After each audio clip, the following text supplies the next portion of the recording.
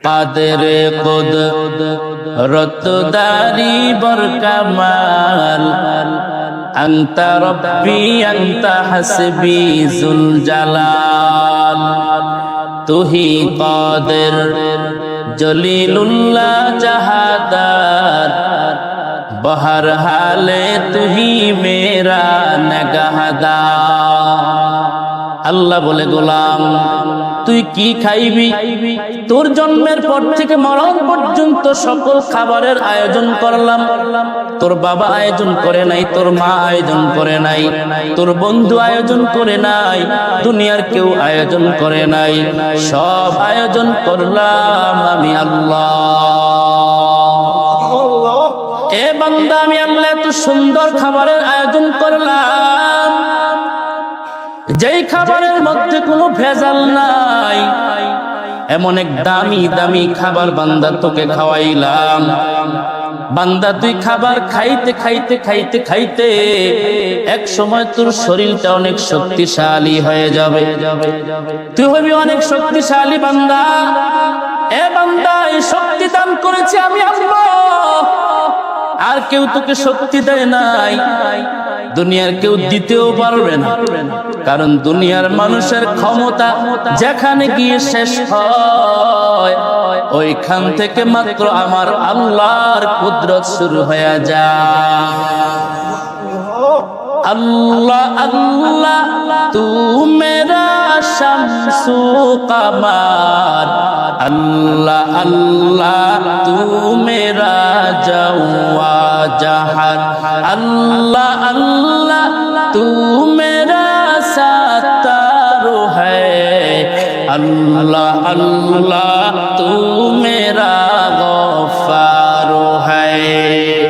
एजন্য আল্লাহ বলে গোলাম আমি আল্লাহর পরিচয় নাও।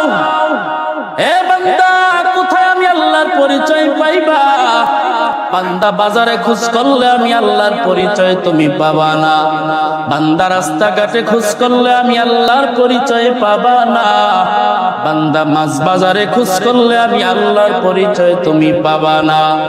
এ বান্দা, দুনিয়ার কোথাও আমি আল্লাহর পরিচয় পাইবা না।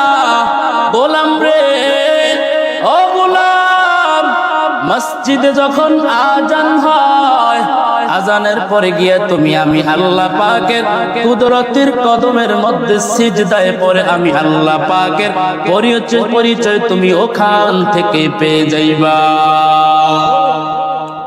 এ বান্দা, মসজিদে যাও। মসজিদ এমন একটা নিয়ামত, এমন একটা দামি জায়গা, সাপ যেমন গর্ত না হইলে মজা পায় না, আল্লাহর কিছু ইমানদার, কিছু আল্লাহওয়ালা এই জমিনে আছে, ওরা মসজিদ না হলে এরা মজা পায় না। ওই আল্লাহর বান্দা দোকানে গিয়েও মজা পায় না, ওই আল্লাহর বান্দা বাড়িতে থাইকেও মজা পায় না। ওই আল্লাহর বান্দা এত শান শৌকত, এত সম্মানের চেয়ার, বান্দা এত সম্মানের চেয়ারে বৈশাও মজা পায় না। আজান হইলে দেখবেন কিছু আল্লাহর বান্দা, আপনি ওনাকে রশি দিয়ে বাইধাও রাখতে পারবেন না। আল্লাহর বান্দা কোটি কোটি টাকার মালিক, গাড়ির মালিক, বাড়ির মালিক, সম্মানের মালিক, কিছু অভাব নাই। আল্লাহর গোলাম চিন্তা করে দেখলো, আমার গাড়ির অভাব নাই, আমার বাড়ির অভাব নাই, আমার সম্মানের অভাব নাই, আমার সন্তানের অভাব নাই, আমার যেটা অভাব আছে সেটা হলো আমার আল্লাহ। আমি আমার সব পাইলাম, কিছু আল্লাহকে পাইলাম না। রহমতের নবী, মায়ার নবী জানায়, ওরে উম্মত, তোমরা দুনিয়ার সব পাইছো কিন্তু আল্লাহকে পাও নাই, তুমি কিছুই পাও নাই। দুনিয়ার কিছুই পাও নাই, তুমি আল্লাহকে পাইছো, তুমি সব পেয়ে গেছো। এজন্য ভাই, আল্লাহকে যদি পেতে চাও, বান্দা মসজিদে ছুটে আসো। মসজিদে আইসা নামাজ আদায় করো, কান্নাকাটি করো, আর বলো আল্লাহ আপনি আমাকে ক্ষমা করে দেন, ও আল্লাহ আপনি আমার নামাজ কবুল করেন, রুকু সিজদা কবুল করেন।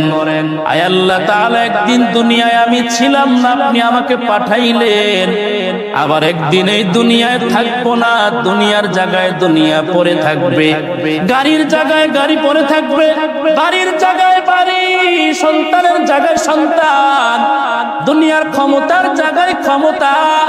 এই ক্ষমতা আপনাকে কিছুই দিতে পারবে না।